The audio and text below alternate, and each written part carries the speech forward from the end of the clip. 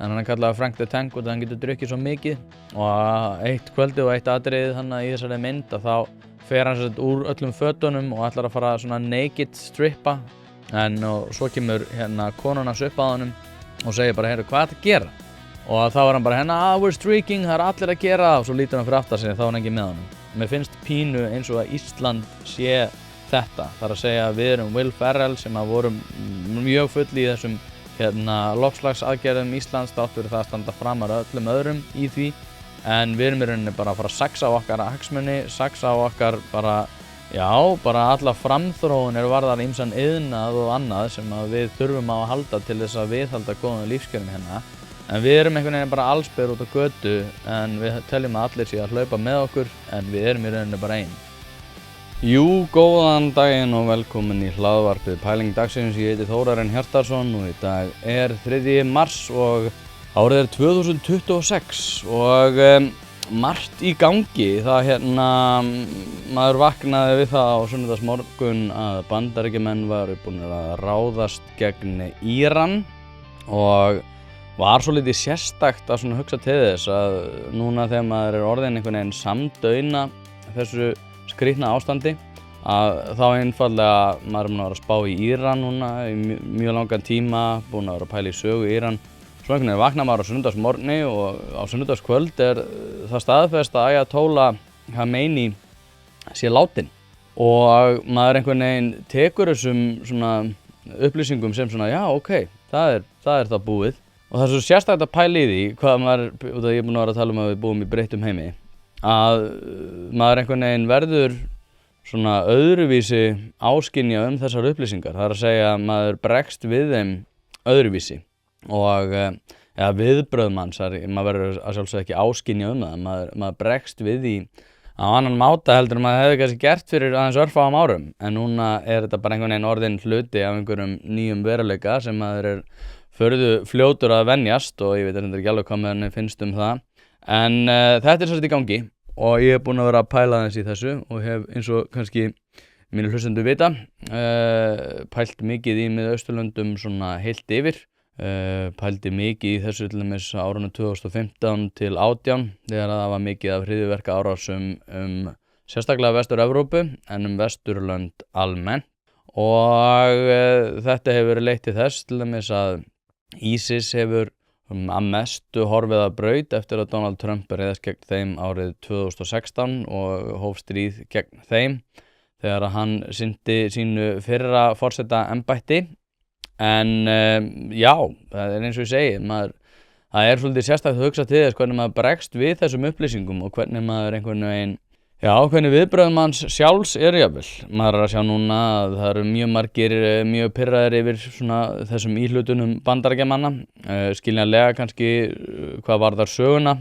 Aftur á móti það margir Íranir sem að segjast vera gríðarlega ánægðir með þessar fregnir, einhverjir ósáttir eins og ég ætla að koma inn á eftir skamma stund. En það er í Morgunblaðinu, þá er að sjálfsögðu rætt Davíð Oddsson sem að féll frá núna á sunnudaginn og ég votta þeim sem að voru nálagt honum og sjálfsögðu ættingjum og vinum mína samúð, leiðtogi sem að náttúrulega hafði gríðarlega áhrif á söguna og sérstaklega hvað varðar bara framþróun Íslands. Ég held að það sé örugglega enginn sem hafði allavega jafn mikil áhrif á Ísland á þessum árum sem að hann sinnti stjórnmálum og enginn sem hefur gert það hingað til. En hann að sjálfsögðu leiddi fram mikla einkavæðingu og var talinn náttúrulega, það var svona svolítið hate love hugmyndir, það er að segja annarkvort var fólki mjög illa við hann eða líkaði mjög vel við hann og náttúrulega ótrúlegt hvað hann náði að sanka þessi miklu fylgi, held að verið hvað var það 60,4% sem hann náði í sínum fyrstu borgarstjórnarkosningum. Alveg ótrúlegur árangur og árangur sem við munum örugglega ekki koma til með að sjá allavega á næstunni hvað varðar vinsældir eins stjórnmálaflokks í Reykjavíkurborg og gaman að hugsa til þess núna þegar að við erum einmitt að fara í sveitarstjórnarkosningar, hvað er að 16. maí, það er bara styttist óðfluga í það, en það er að sjálfsögðu líka talað búið að tendra í púðutunnunni sem náttúrulega hvað varðar bæði olíu en líka púðutununa sem að náttúrulega Mið-Austurlönd eru. Þeir segja hérna Bandaríkjamenn að að stóra bylgjan sé ekki komin fram. Stóra bylgjan í árásagerð Bandaríkjanna á Íran, sögulegri heift eða Epic Fury enn ókomin, segir Donald Trump Bandaríkjaforseti í gær í yfirlýsingu sinni. Þetta fyndið, þetta sko, hvað var það, hérna Operation Midnight Hammer sem að var þannig til þess að takast á við þær svona kjarnorkustóðir sem að Íranir áttu að hafa verið búnir að koma sér fyrir í þessu fjalli þar sem að Bandaríkjamenn réðust á þá innviði, en núna sem sagt þessi svona árás sem núna náttúrulega bara yfirstandandi, heitir Epic Fury. Þetta svo fyndið, þetta eins og einhver svona skotleikir sem að koma út árið svona 2002, nöfnin á þessu. Operation Midnight Hammer og Operation Epic Fury. Svolítið fyndið að hugsa til þess, ég veit ekki hvort að það hafi alltaf verið þannig, en þetta heitir alltaf einhvern veginn þannig nöfnum, en mér þótti Epic Fury og Midnight Hammer einhvern veginn vera sérstaklega lýsandi gagnvart þessu. En það fleira í Morgunblaðinu og sjálfsögðu náttúrulega minnst bara Davíðs Oddssonar áfram og rætt það hvernig hans var minnst á Alþingi. Svo það hérna eitt í staksteinum sem ég langar að lesa aðeins fyrir ykkur, út af því að það ótrúlega fyndið núna að þegar það styttist í sveitarstjórnarkosningar og þetta hefur gerst áður að þá kemur meirihluti núna með einhverja svona hryllilegar svona, og örugglega engin pólitísk eftirspurn eftir því, svona hryllilegar aðgerðir. Og hérna eitt af því, það sem að stendur hérna: borgin afnemur jarðefna eldsneyti. Lesendum fyrirgæfist þótt þeir héldu að Reykjavíkurborg væri borgarstjóralaus, eins og fínlega var gefið til kynna í áramótaskaupinu. Borgarstjórinn Heiða Björg Hilmisdóttir var ekki einu sinni með á kynningu framboðslista Samfylkingarinnar til borgarstjórnar í liðinni viku. Þó engin hörgull á stjórum á listanum, því auk Heiðu eru á honum þau Dagur B. Eggertsson, Steinunn Óskarsdóttir og Ingibjörg Sólrún Gísladóttir, svo að það gleymið því nú örugglega enginn, og að Samfylkingin hefur verið lengi við kjötkallana í Ráðhúsinu lengi við eða með hvaða árangri. Það þó ekki svo að Heiða sitji auðum höndum, því borgarstjóri skrifaði á dögunum undir yfirlýsingu að borgin ætlaði að banna útbreiðslu jarðefnaeldsneytis.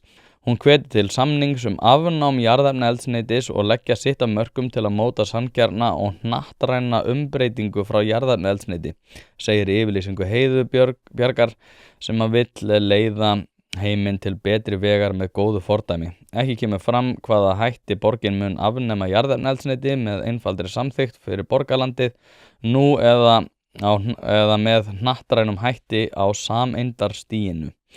Það ætti ekki að ana að neinu, má stinga upp á því að borgin afnemi jarðefnaeldsneyti í einu hverfi í tilraunaskyni fyrst, til dæmis í Sundahverfinu. Og þar náttúrulega að gera grín að því að mikið af atvinnu starfsemi í Sundahverfinu, þar sem að mikið af stórum flutningum frá Sundahöfn náttúrulega að eiga sér stað á hverjum degi.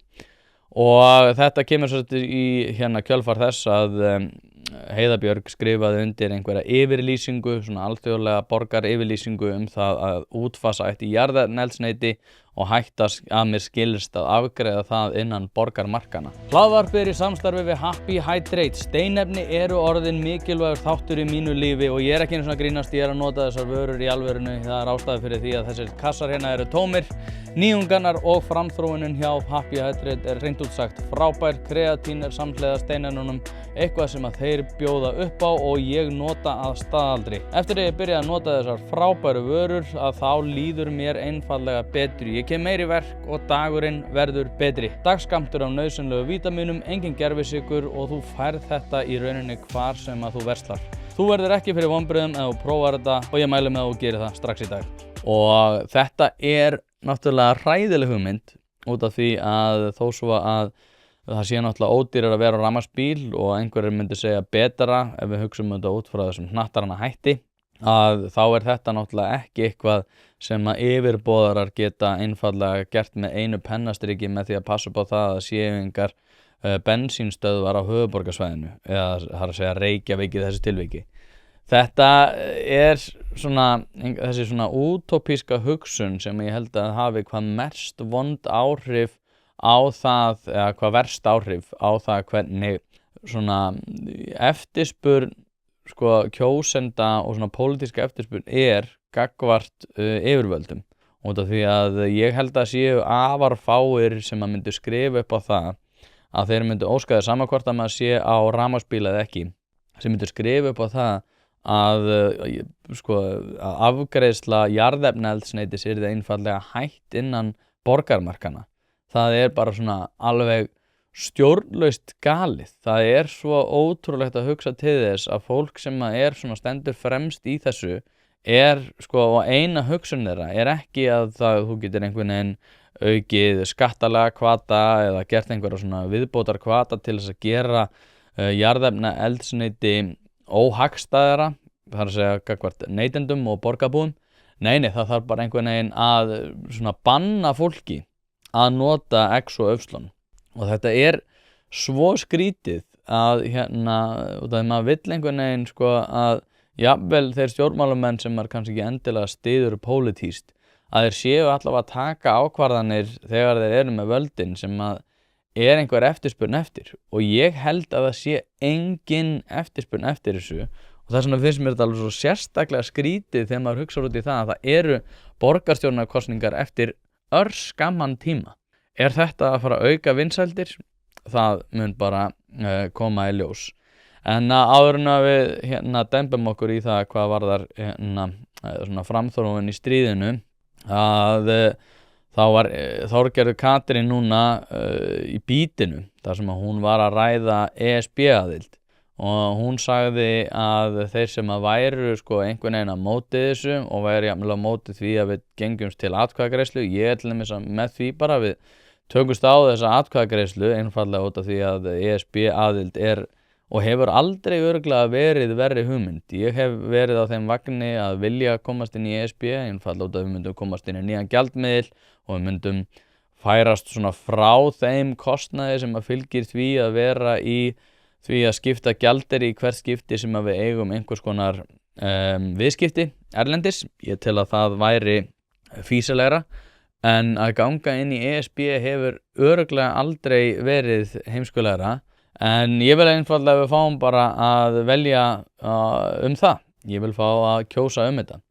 En það sem að Þorgerður Katrín segir að þeir sem einhvern veginn að tala gegn því séu að plata þjóðina. Og það svo fyndið að hugsa til þess að þegar við erum alltaf að tala þessa ESB-aðild og aðra hluti í þessu, að þá ESB málað upp sem litli kallinn. Það svona þessi litli góðlátlegi aðili sem í rauninni bara að passa upp á mannréttindi og passa upp á það að við séum í ákveðinu samfloti í því að bjarga jörðinni og fleira. En þeir sem að tala gegn þessu séu einhvern veginn þessi svona stóri, vondi, svona fat cat olíuborni skíthæll sem að í rauninni að berjast fyrir þessu undir þeim formerkjum að þeir vilja passa upp á það að við séum ekki innleiða einhvers konar mannréttinda ákvarðanir og fleira. Og það sem svo skrítið að svona, ef við myndum hugsa þetta praktíst, að þá sjálfsögðu ESB þessi fat cat stóri aðili, á meðan við sem Íslendingar og íslensk þjóð erum að sjálfsögðu litli aðilinn. Það að segja, ef við viljum viðhalda okkar fullveldi öðru, sem að sjálfsögðu skerðist við það gangin í ESB, þó svo að ég gangi ekki að blanda og sumir og segja bara við séum að afsala okkur fullveldi, að þá þessi svona hugmynd okkar að þessari baráttu svo sérkennlúta, henn alveg snúið við. Það að segja að vondi ESB, eða svona andstæðingur ESB mogginn og eitthvað svona skuggavald sem svona raunverulega að vinna á bakvið tjöldin til þess að plata almenning, eins og Þorgerður Katrín nefnir í þessum þætti á Bítinu. En að sjálfsögðu ESB stóri aðilinn. Það hið raunverulega skrifræðisbákn sem að við værum þá að gangast að hendur gagnvart. og ef við viljum það þá bara tökum við þá ákvörðun.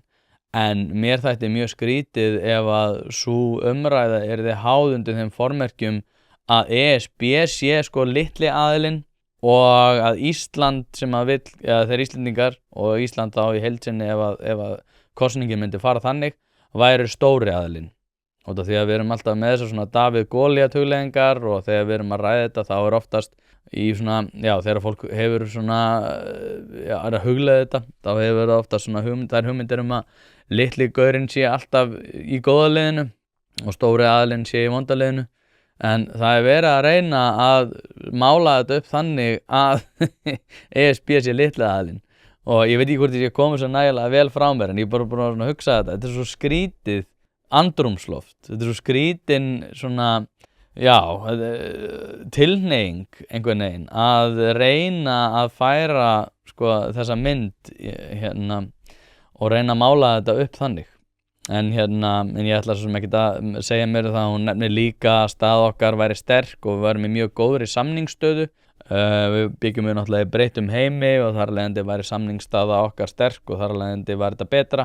Hún hét því að vextir myndu lækka og að húsnæðis lán yrðu hagstæðari.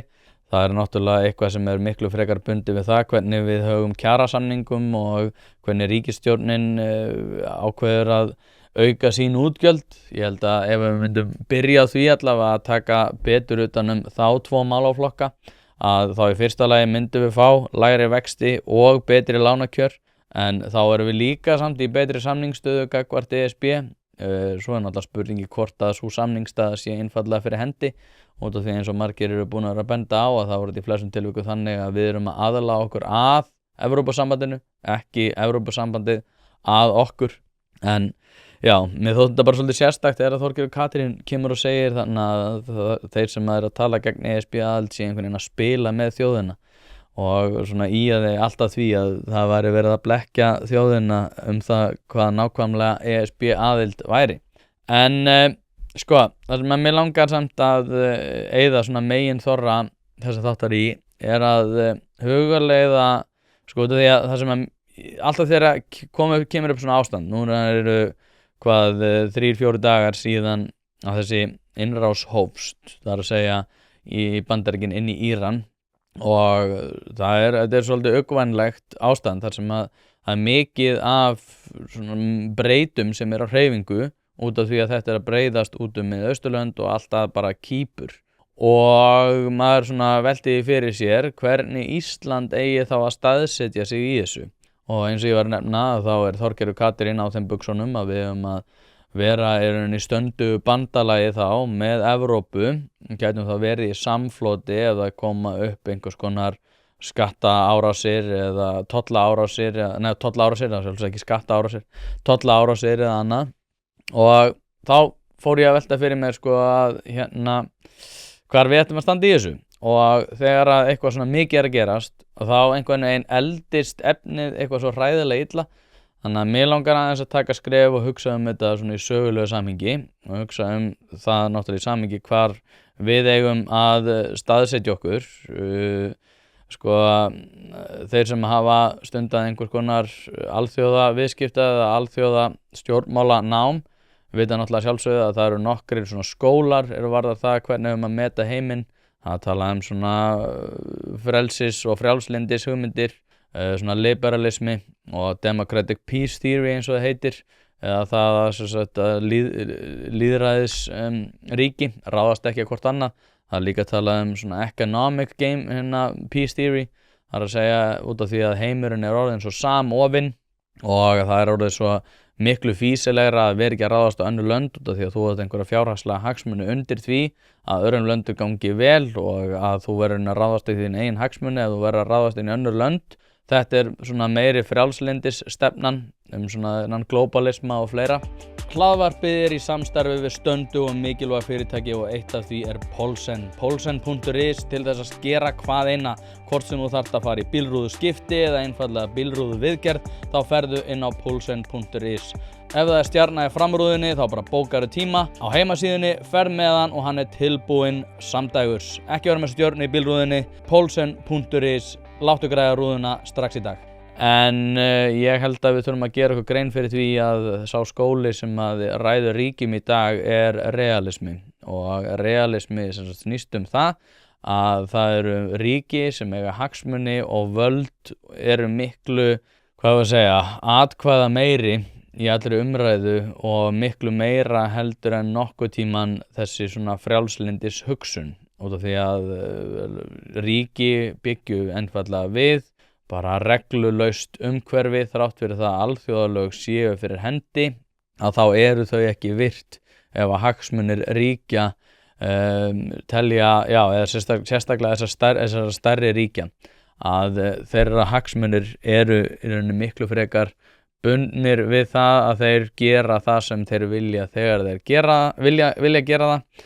Þetta þessi svona Hans Morgenthau skóli sem að byggir sér á því að ríki einfallega eru að berjast alltaf fyrir sínum hagsmunum og alþjóðalög alltaf sett fram í samræmi við það og virt þegar að stóru löndin telja það vera fýsilegt. Aftur á móti eru þau brotin þegar að stóru ríkin telja að þau séu ekki eitthvað sem er fýsilegt þá stundina. Ég ætla að spila fyrir ykkur því að mjög mikið talað alþjóðalög í dag og ég var að horfa á nokkra þætti í gær, horfði á Silfrið, Samstöðina og fleiri þætti. Það var hérna The Daily líka sem að New York Times og ég ætla að ræða það svona í samhengi við þetta sem og sérstaklega hvar við að staðsetja okkur í þessu út af því að alþjóðalög eru, eins og ég var að segja, í flestum tilfellum þegar að þessi svona realismi fyrir hendi og alveg sama, ég ekkert að segja að realismi sé eitthvað fýsilegasta tækið. Ég tel að ákveðin svona frjálshyggja varðar alþjóðaviðskipti og annað séu fýsilegri til þess að bæta hag bæði heimsins en líka innan þeirra landa sem að fyrir hendi eru.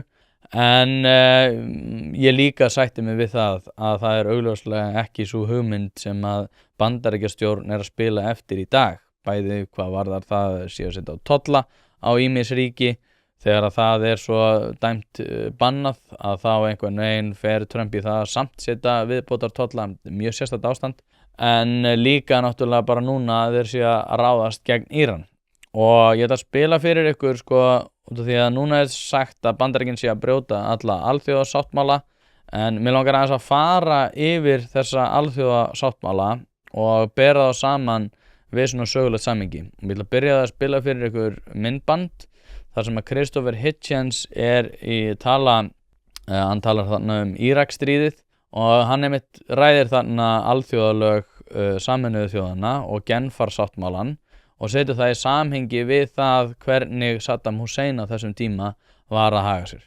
There are four reasons for which a state previously sovereign may lose its sovereignty, may be deemed to be outside the law. They are four. I'll recite them quickly. 1.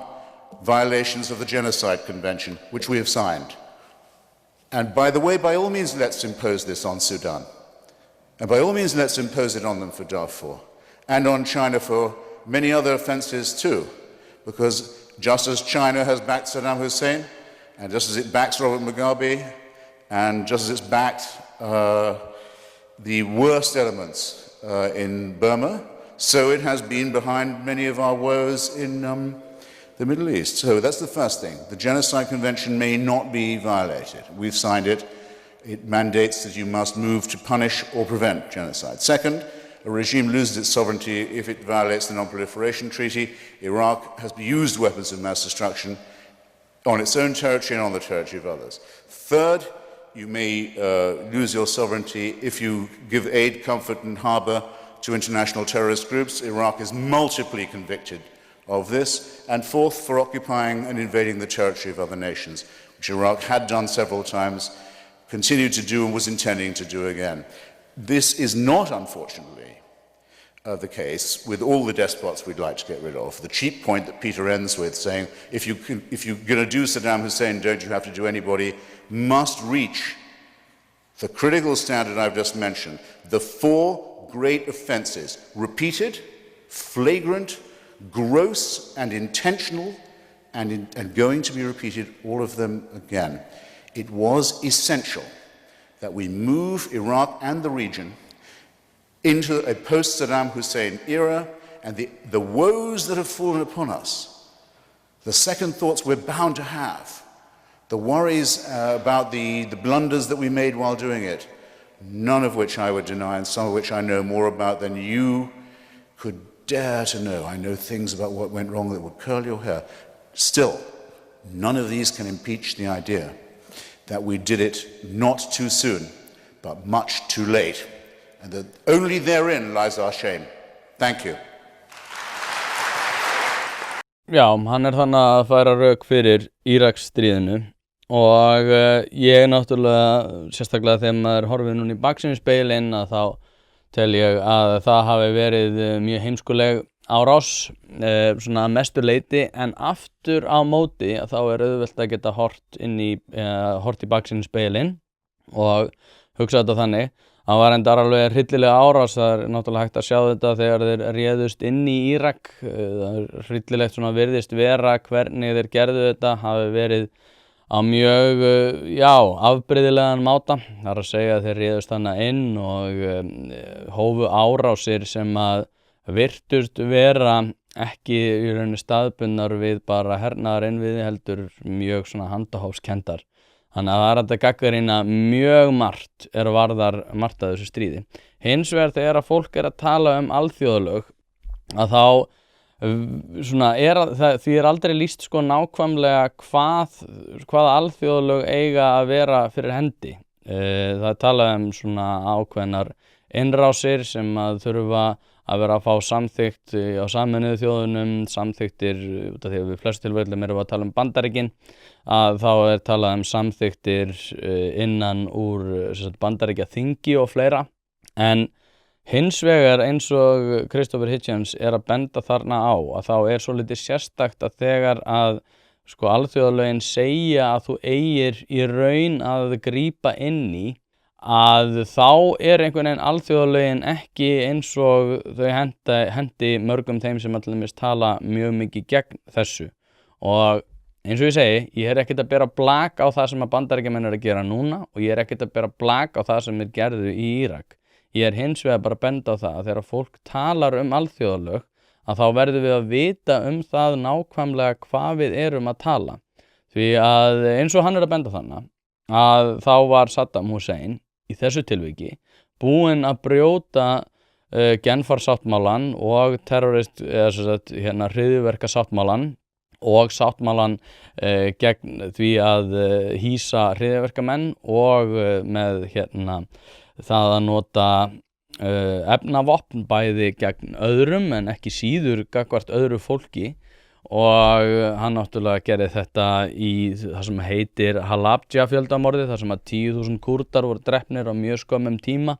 Algjör viðbjóður, ég myndi sýna ykkur myndir en þið getið googlað þetta og þar myndir þar sem þú þarft að gefa sérstakt samþykki til þess að sjá þær, út af því að þær eru svo hryllilegar. Þar sem að, var bara viðbjóðslegt að í kjölfarið náttúrulega fylgdi því líka að á þessu svæði var fæðingagallar og krabbamein sem að spruttu upp í miklum mæli. Eftir að Saddam Hussein hafi notað þetta gegn Kúrdum, mér skilst líka hann hafi notað þetta í Kúveit þar sem að hann réðist inn og leitið náttúrulega til Persaflóastríðsins. Hlaðvarpið í samstarfi við Harðfisksverkun Hrafnardals. Þetta eru gæði í gegn, kemur á roðinu, fryst einu sinni og það nákvæmlega þannig sem að þú færðan. Steinbítur sem valsaður upp á gamla mátan og þurrkaður í vestfirsku fjallalofti. Ekkert svona eitthvað þurrkklefa rugl hérna. Þetta ekki eitthvað svona sem að molnar í höndunum heldur þetta bara gæði í gegn. Frábær gjöf fyrir þá sem að eiga allt, en ef þú ert að leita gjöf fyrir afa og ömmu og ert í vandræðum út af því að þau eiga allt, þá að sjálfsögðu gefur þeim bara harðfisk. Til að nálgast þessa gæða vöru þá sendur e-mail á hrafnadalur@proton.me. Þetta líka í lýsingu á þessum þætti þar sem þú getur einfaldlega séð frábæru verðin og séð alla leiðbeiningar hvernig þú nálgast þessa gæða vöru. Og Persaflóastríðið svolítið áhugavert í þessum umræðum út af því að það var íhlutun í Miðausturlönd sem að almennt séð hefur verið talað og hefur verið talað sem jákvætt skref þar sem að Bandaríkjamenn réðust gegn Írökum sem voru að heyja stríð gegn Kúveit og drápu þar 35.000 hermenn, sem sagt Íraka. Og þetta var þannig á 9. áratugnum og þetta hefur alltaf verið metið sem mjög jákvætt skref, það er að segja að halda Saddam Hussein frá því að ráðast meira inn í Kúveit.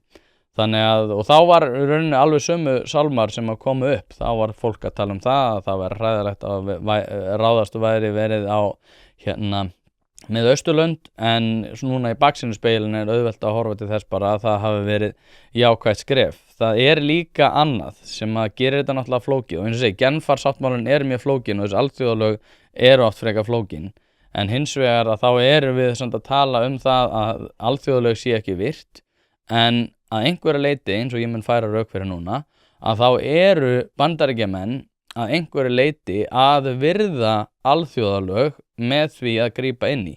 Því það annað prinsip sem að heitir R2P, eða Responsibility to Protect, og það segir að states have a responsibility to protect their populations from the most serious international crimes, and if they fail, the international community has a responsibility to act.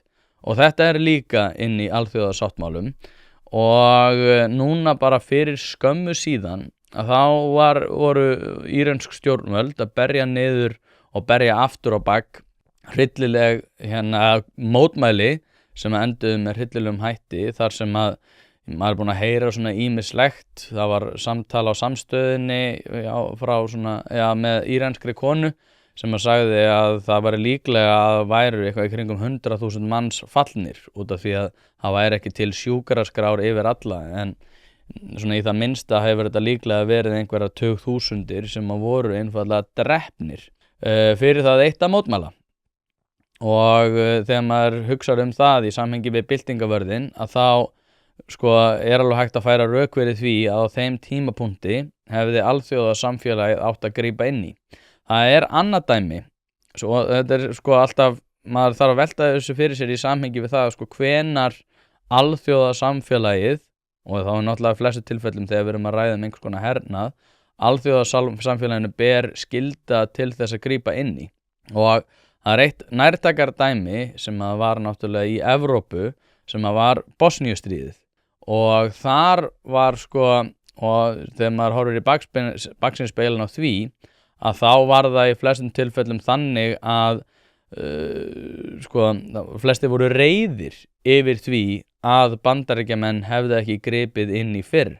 Það hefur verið til dæmis gagnrýnt að Hillary Clinton hafi í rauninni senkað einhvers konar hernaðar íhlutun út af því að hún var að reyna að koma í gegnum einhverjum heilbrigðispakka og vildi ekki færa athyglina frá honum þegar að Bill Clinton var í sínu embætti, sem að hann var sjálfsögðu forseti þegar að Bosníustríðið átti sér stað árið 1992-95, en þar voru í Bosníu dóu 100.000 manns yfir 3 ára tímabil, og þar af 65.000 óbreyttir borgarar, og náttúrulega hryllilegasti atburðurinn var Srebrenica þegar að 8.000 karlmenn og drengir voru drepnir, og þar náttúrulega voru þeir bara bókstaflega að segja, það að segja Milosevic og þeir sem tóku þátt í stríðinu gegn Bosníumönnum, það var náttúrulega svona svolítið Bosníumenn klemdu svolítið á milli Króata og Serbana þegar þetta var að sjálfsögðu Júgóslavía.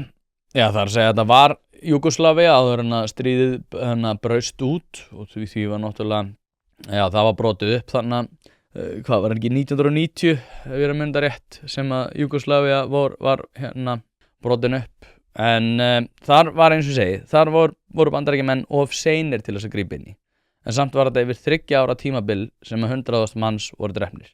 Í Íran voru 100.000 manns drepnir ef að sú tala rétt, en segjum svo að það séu færri og hafi bara verið einhverjir 10.000, að þá eru þeir samt að gera þetta yfir örfáa daga. Og velti maður þá ekki fyrir sér hvort að alþjóðasamfélagið hefði ekki átt að grípa inn í fyrr, undir þeim formerkjum sem að ég var að lýsa hérna áðan. Þannig að já, ég skil að fólk sé pirrað yfir því að Bandaríkjamenn séu að ráðast inn í Íran. Ég tel að hernaðar íhlutun sögulega sé slæm og að ég svona hallast frekar að þessum svona makahóp, þó svo ég tilheyri honum ekki, að hernaðaríhlutun Bandaríkjanna eigi að minnka mjög mikið. En ef við hugsum þetta út frá svona alþjóðalögum sem margir segja núna að hafa verið mölbrotin, að þá einfaldlega tel ég það ekki vera rétt. Ef við horfum til þeirra samninga og samþykktir sem hafa verið gerðar bæði NATO náttúrulega, en NATO er ekki kannski merkilegt með þessu tilviki, en meðal Sameinuðu þjóðanna sem að Íran hefur meðal annars skrifað undir. Ég held að séu bara 3 ríki sem að hafa ekki skrifað undir þessa sáttmála Sameinuðu þjóðanna stríð. Þannig að ef við hugsum þetta, sko, mér þykir þetta bara svona merkilegt að hugsa út frá þessum alþjóðalögum. Því að, hversu hryllilegir þurfa atburðir að vera, hversu slæm þurfa stjórnvöldir að vera til þess að okkur myndi þykja réttlætanlegt að Bandaríkjamenn myndi grípa inn í. Ég veit það ekki, en aftur á móti þá finnst mér þessi rök það að alþjóðalög séu mölbrotin ekki alveg halda vatni þegar að þessi alþjóðalög eru skrifuð nákvæmlega svona. Það spila fyrir ykkur aðra klippu þar sem að Christopher Hitchens meðal annars að tala það hvernig Bosníustríðið var háð. It's your experience of reporting in Sarajevo under siege, and I think that was back in 91. Yes. That seems to have transformed your ideas about using military power, and particularly using American military power against the perpetrators of crimes against humanity. I decided I had to go to Bosnia to see if it was really true that mass murder on the basis of ethnicity was being employed as a tactic in Europe after the fall of the Berlin Wall, with NATO doing nothing about it, and the United Nations and the EU powerless to do a thing. Is this really happening? Can we actually be watching this as spectators? Went to Sarajevo, saw it happening. Modern, sophisticated, cosmopolitan city with no defenses, being bombed and shelled round the clock by militias trying to carry out what they themselves call, the propaganda term was not used against them, it was coined by them. They said they were cleansing. It was really happening, and it was really true that no European country and no international body was willing to do anything to arrest it. And I thought, well, the only power that can possibly stop this or turn it back is the United States. Well, in fact, as you watched mortars hit the Great Library, the National Library of Bosnia. The National Library in Sarajevo. Deliberate destruction of the cultural patrimony of one of Europe's most beautiful cities in broad daylight, unrebuked, unpunished. I agreed with what most of the Bosnians I knew wanted to see. They wanted to see the USAF appear in the skies and blow those militias off the mountain and get rid of the Milosevic regime. And I should just add, because it's not a detail, in the end, we did win the argument. I came back to Washington and I joined the faction that was arguing for this intervention. We took a long time to persuade Clinton. I don't say we did it, but we were among those who tried. Tony Blair was very important too in persuading him, I think, to adopt this policy. Here was an intervention that stopped the recrudescence of fascism in Europe, stopped the spread of a terrible war, put an end to an absolutely obscene dictatorship, and saved the lives of hundreds of thousands of people, returned them to their homes, and put the war criminals in the dock. And most of the left, not all, because people like myself and Susan Sontag and David Reif and the Tribune group in the British Parliamentary Labour Party and many other honourable leftists were for it. Majority of the left was, so to say, anti-war. In other words, either neutral or, in some cases, at least sympathetic to Milosevic's Serbian socialism. And I thought, well, that now to me has become a reactionary position. And if I'd been anti-war at that point, I'd want to look back and ask myself, am I so sure of the rightness of a policy that would have left Milosevic in charge of 2 cleansed and bombarded provinces and him as dictator of Serbia, the greater Serbia, no.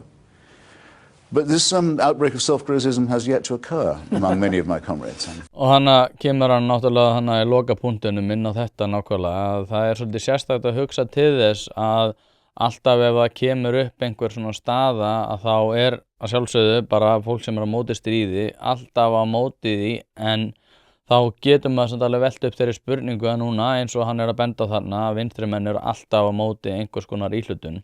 Hvað hefði orðið ef að Milosevic sem var náttúrulega hryllilegur maður og var beita sínum hugmyndum sósíalisma þar.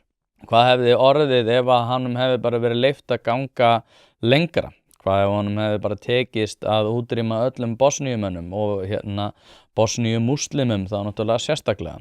Það náttúrulega aldrei hægt að vita hvort að þetta hafi verið það rétta í stöðunni en hins vegar að þá var svona hernaðar íhlutun hún olli þess að Milosevic náttúrulega þurfti að bakka. Hlaðvarpið í samstarfi við heitirpottar.is hvort sem þið vantar saltvatnspott, hitaveitupott, kaldan pott, sánuklefa eða hvað eina í heita pottinn þá ferð þú inn á heitirpottar.is og lætur græja þig. Þjónusta og uppsetningum all land og nú jafnvel hægt að fá sér smíðaðan sánuklefa þar sem að þú færð sánuna nákvæmlega eins og þú vilt hafa hana. Það ekki hægt að setja verðmiða á heilsuna eða samverustund með fjölskyldunni og því mikilvægt að huga að báðu og það nákvæmlega það sem að heitirpottar.is auðvelda þér að gera. Hvort sem þú ert að endurnýja gamla pottinn eða gera þetta frá grunni þá getur þú sendt skilaboð á netinu eða bara einfaldlega kíkt í verslunina að Fossalsi 13 en þar opið alla virka daga milli 10 og 17 og á laugardögum milli 10 og 14. Ekki drolla við þetta, þú veist að þið langar í heitan pott og sánu heimtíðin, heitirpottar.is græja þetta fyrir þig. Þannig eins og svo við setjum bara töluna í samhengi, 100.000 manns sem voru drepin yfir 3 ára tímabil, sama tala í Íran yfir miklu styttra tímabil ef að svona hæstu tölunar eru réttar.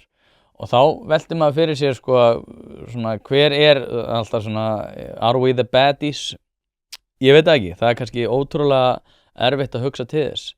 Alþjóðasáttmálar voru að sjálfsögðu virtir þarna, þeir voru virtir í Persaflóastríðinu, það var hernaðar íhlutun, þannig að það einhvern veginn að slá því föstu að hafi alltaf verið slæmt þegar hernaðar íhlutun Bandaríkjamanna hefur átt í hlut að hún hafi verið slæm, það ekki alveg rétt og þá velti maður líka fyrir sér áður en ég kem að spurningunni sem ég setti fram hérna í upphafi það hvar við ættum að staðsetja okkur í þessu að þá núna maður búinn að hlusta ég hlustaði á The Daily sem var með frekar góða yfirferð þar sem var verið að tala við íranska konu.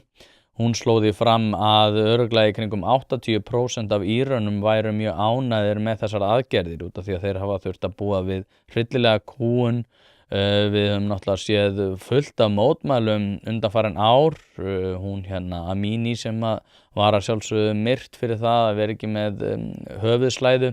Það var siðgæðislögreglan eða byltingaverðirnir í Íran sem sá til þess að hún lést í haldi þeirra.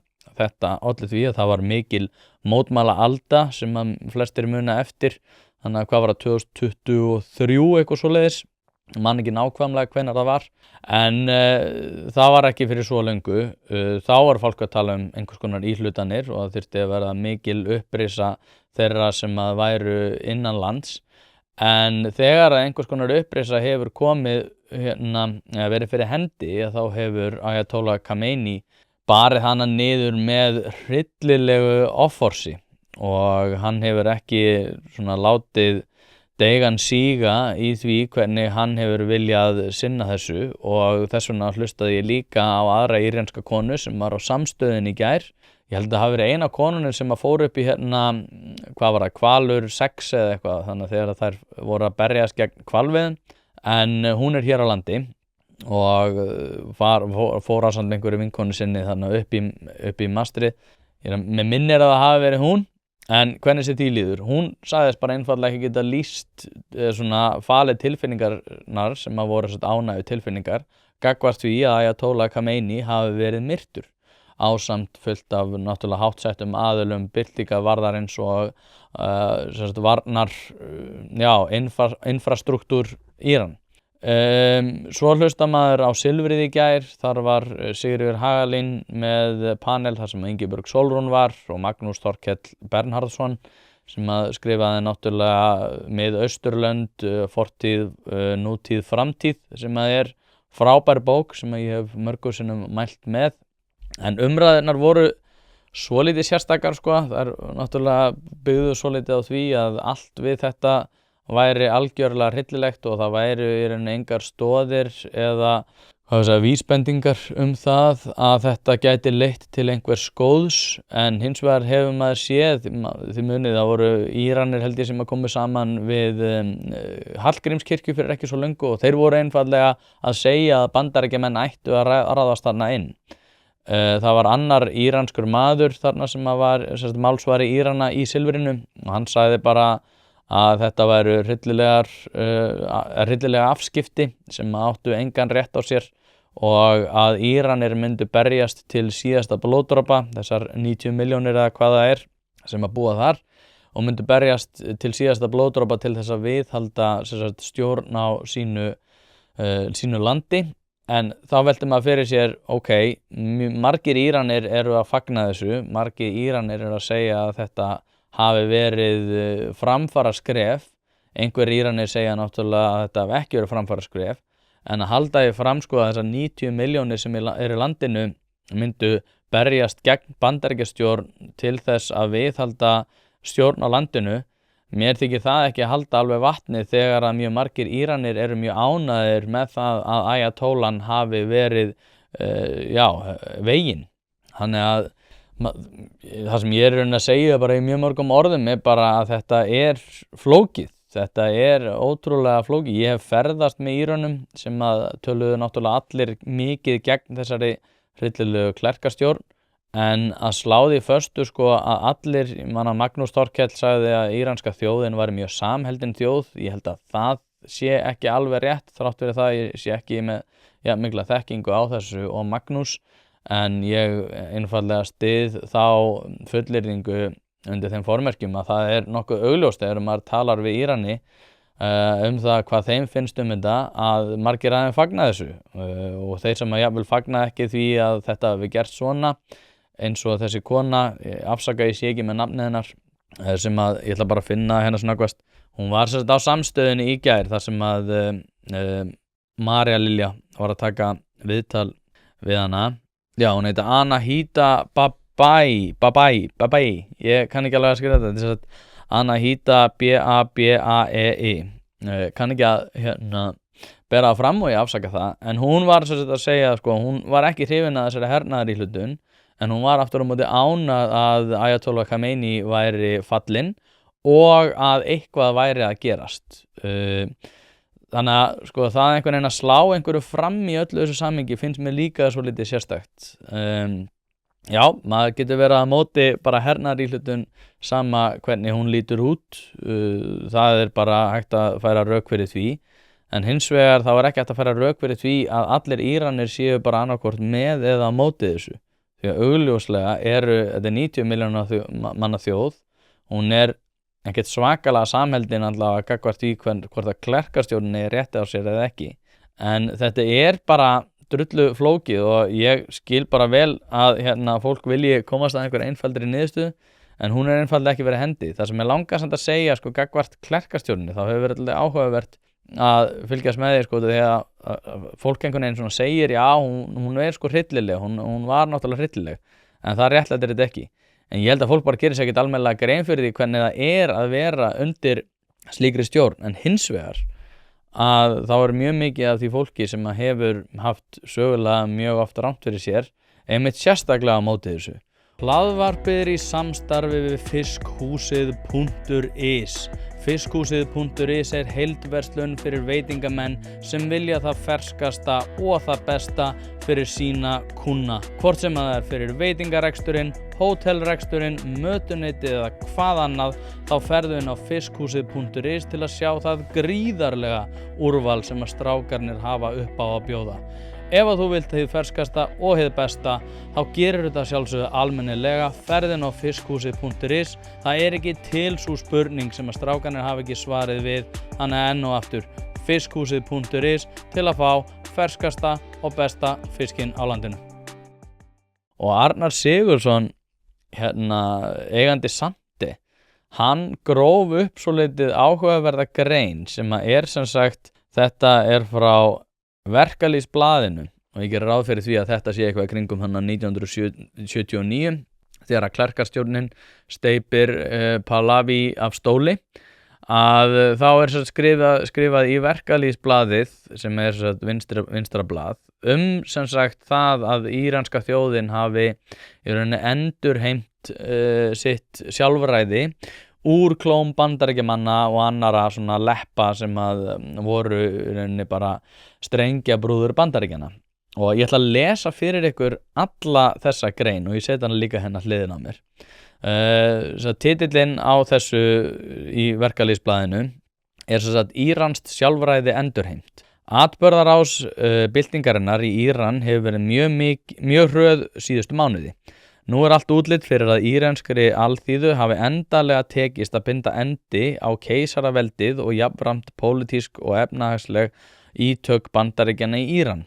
Trúarleiðtoginn Ayatollah Khomeini, það sá maður sem var við stjórn þangað til 1989 þegar að Ayatollah Khomeini sem var felldur í þessum árásum á sunnudaginn, hann tekur við þannig 1989. Trúarleiðtoginn Ayatollah Khomeini og svo stjórn sem hefur skipað undir forystu Basargangs hafa lýst yfir því að hið íslamska lýðveldi mun innleiða fullt trúfrelsi og tryggja pólitíska réttindi þegnanna, jafnt karla og kvenna. Og það náttúrulega mjög komist að hlusta á þetta núna, hafandi vitað hvernig íranskt þjóðfélag svo þróaðist. Allir pólitíski fangar verða látnir lausir.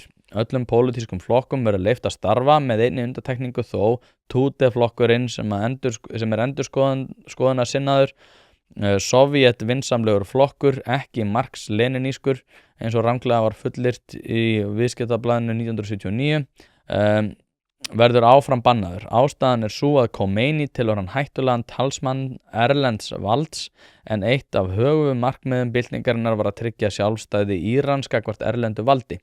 Stjórnin segist ætla að beita sér fyrir uppskiptingu jarða og stefna því að landið sjálfu verði nægt með matvæli eins og það var fyrir 25 árum að mati Khomeinis. Eins og kunnugt hefur efnahagslíf Írans hingað til nær eingöngu byggt á olíuvinnslu útflutningi og orðið einhæft af þeim sökum. Byltingin leitt af breiðri samfylkingu. Vestræni fréttaskýrendur hafa gjarnan gefið í skyn að baráttan gegn keisaraveldinu sé leitt af afturhaldsum trúarleiðtogum sem vilja færa íranskt þjóðfélag aftur nokkrar aldir þróunarlega. Við höfum ekki farið varhluta af þessari túlkun í íslenskum fjölmiðlum. Það sama í málinu að baráttan hefur verið leitt af bandalagi tveggja breiðra hreyfinga. Annars vegar múhameðska hreyfingin og hins vegar þjóðfylkingin. Þjóðfylkingin samfylking hinna ýmsu lýðræðislegu og þjóðlegu flokka og hreyfinga. Þar á meðal eru Marx-leninistar. Markmið þessara hreyfingar að berjast fyrir fullu sjálfstæði landsins á pólitísku, efnahagslegu, félagslega og menningarlega sviðinu, með öðrum orðum endurheimta sjálfræði landsins. Þjóðfylkingin hefur sjálfstæða stefnu í utanríkismálum sem algjörlega óháð áhrifum stórveldana. Hingað til hefur Khomeini trúarleiðtogi virkað sem sameiningatákn íranskrar alþýðu þar sem hann hefur tekið eindræga afstöðu gegn keisaraveldinu og fyrir sjálfstæði landsins. Það því óhætt að segja að í þessari baráttu hefur Khomeini og hreyfing sú sem að baki honum stendur vissulega verið framsækin. Það var mjög fyndið alltaf að þessar svona vinstri sovjísku hreyfingar sem hafa sett í rauninni bara lönd á hryllilegan stað alltaf málaðar upp sem framsæknar. Og eins og þið sjáið þannig þá var þetta fullt trúfrelsi og tryggja pólitíska réttindi þegnanna jafnt karla og kvenna. Þetta bara svona galin öfugmæli að sjálfsögðu þegar við horfum tilbaka. En hvað varðar stefnu hans í innanríkismálum gegnir ef til vill öðru máli, enn og eftir að uppfella hinn fögru loforð sem rakin voru hér í upphafi. Íranskri alþýðu best treystandi til að meta þetta sjálf eftir að hafa stefnt einum harðstjóranum af stóli ólíklegt að hún lifði það að annar slíkur taki völdin. Allt bendir til þess að íransku byltinginu sé ekki lokið sem eiga eftir að gerast afdrifaríkir atburðir. Það er náttúrulega ótrúlega sérstakt að horfa til þessa núna þegar við horfum í baksýnisspegilinn, en eins og Christopher Hitchens talar anti-war fólkið hefur eflaust eitthvað til síns máls í mörgum tilvikum, en þegar við setjum þetta í samhengi eins og ég var að tala áðan með það hvernig alþjóðalög ekki virt, að þá erum við í rauninni að vanvirða þau líka þegar við erum ekki með einhvers konar hernaðar íhlutanir. Og það að fara rök fyrir því að það séu vond lög, en það aftur á móti þau alþjóðalög sem erum alltaf að tala innrásin einhvern veginn, þú að finna lög sem að fer gegn því að þetta hafi verið réttlætanlegt, en hins vegar hægt að finna alþjóðalög þar sem að sagt bara einfaldlega að þau séu fullkomlega réttlætanleg. Þannig að þetta alveg sama hvað fólk segir, þá þetta bara flókið, eins og ég var að reyna að rýna þessi Genfarsáttmálan, og þar bara, þar þetta ótrúlega flókið. Þetta bara mjög aðstöðubundið og líka að skoða þarna Genocide Convention eða þjóðurnis hreinsunar sáttmálan eða þjóðarmorðsáttmálan, hvernig sem þú vilt orða það. Og þetta bara galið flókið, en þegar við horfum á þetta út frá þeim punkti sem ég var að tala áðan með realismann, að þá búum við samt líka við þann veruleika að alþjóðalög ekki virt þegar að hagsmunir ríkja ríkari heldur en alþjóðalögin og fara gegn hagsmunum ríkjana, að þá einfaldlega virða þau hann ekki. Þannig að við búum við realisma alveg sama hvort okkur líkar betur eða verð, þar sem að hagsmunir ríkja bara það sem að ræður ríkjum heilt yfir. Þá erum við bara að tala þetta vald og hagsmunir, og ég tel reyndar að það sé eitthvað sem oftast við líði, en það sé bara svolítið það sem við erum að svipta hulunni af í dag, þar sem við sjáum það bara meira bersýnilega. Ekkert að segja að það sé betra, ég tel að ég rosalega kumbaya þegar það kemur að því að hvernig við eigum að haga málum, en þegar við horfum samt til Íslands núna, þegar við vorum að ræða með ESB í upphafi, hvar við að staðsetja okkur? Og ég tel að við eigum alltaf að horfa á okkar eigin hagsmuni og taka ákvarðanir, sérstaklega núna þegar við búum í þessum realíska heimi, út frá þeim takmörkunum sem okkur sett, og líka út frá bara þeim hagsmunum sem við höfum. Mér þykir mjög sérstakt að við séum einhvern veginn með einhverja voða stórkallalegar yfirlýsingar svona alþjóðamál, þegar við erum í rauninni bara pínulítið land í risastórum heimi sem á mikillir hreyfingu. Þá eigum við einfaldlega að vera að taka ákvarðanir út frá okkar eigin hagsmunum einvörðungu. Þess vegna var svolítið fyndið að hugsa út í það sem að Heiða Björg Hilmisdóttir að tala að útfasa allt jarðefnaeldsneyti úr Reykjavík, sem hefur náttúrulega bara áhrif á verðbólgu og lífskjör, en það aldrei horft til þess út af því að við erum í einhverju svona rosa glóbalískum hugleiðingum það hvernig við höfum að vera leiðandi á einhverjum sviðum, svolítið eins og þegar við skrifum undir ýmsar bókanir varðar loftslagsmál, og þá ætlum við einhvern veginn að vera standa framar öðrum. Við stöndum hvað sem alltaf framar öðrum, við erum 85% endurnýjanlegrar orku, en við erum alltaf samt mest líka að slá okkur á bakið og ætla að vera einhvern veginn að leiða hópinn áfram. Við erum svolítið, ég veit ekki hvort að þegar við séum myndina Old School, þegar að Will Ferrell Frank the Tank, þar sem að hann í einhverju partí, og alltaf þegar hann drekkur þá verður hann alltaf rosalega fullur og fer að gera einhverja skandala, en hann kallaði Frank the Tank og hann getur drukkið svo mikið. Og eitt kvöldi og eitt atriði þannig í þessari mynd, að þá fer hann úr öllum fötunum og ætlar að fara naked strippa, ég man ekki, we're streaking, ekki streaking. Þá klæðir hann sig úr öllum fötunum, heldur að allir sé að fara að koma með sér, hleypur út og byrjar að skokka á allsber og heldur að hann sé að leiða hópinn. Og svo kemur konan hans upp að honum og segir bara, hvað er að gera? Og þá hann bara, we're streaking, það allir að gera, og svo lítur hann fyrir aftar sig, þá hann ekki með honum. Mér finnst pínu eins og að Ísland sé þetta. Það að segja að við erum Will Ferrell sem að vorum mjög fulli í þessum loftslagsaðgerðum Íslands, þáttu verið það að standa framar öllum öðrum í því, en við erum í rauninni bara að fara að saxa á okkar hagsmuni, saxa á okkar bara alla framþróun varðar ýmsan iðnað og annað sem að við þurfum á að halda til þess að viðhalda góðum lífskjörum hérna. En við erum einhvern veginn bara allsber út á götu en við teljum að allir séu að hlaupa með okkur en við erum í rauninni bara einn. Hlaðvarpið í samstarfi við fyrirtæki sem að veita úrvalsþjónustu og eitt af þeim alvöru bón. Við skulum bara vera hreinskilin, ef þér þykir vænt bíliðin þá læturðu gera þetta almennilega og það nákvæmlega sem alvöru bón gerir. Ferð með bíliðin, hvort sem það eru alþrif, djúphreinsun, mössun eða hvað eina, þá skellur þér á alvöru bón og lætur degra við bíliðin. Farðu inn á vefsíðuna og tryggðu þér 10 tíma klippikort, þá þarftu bara ekkert að vera að pæla í þessu. Alvöru bón, kíkið á þetta, þið verðið ekki fyrir vonbrigðum. Hlaðvarpið í samstarfi við fyrirtæki sem hafa sett svip sinn á íslenska menningu og eitt þeirra eru Bæjarins bestu pylsur. Ég og þú vitum alveg að þegar við fáum okkur pylsu sem ekki frá Bæjarins bestu og þá vildum við að svo væri. Það segir það í orðinu, þetta eru Bæjarins bestu pylsur.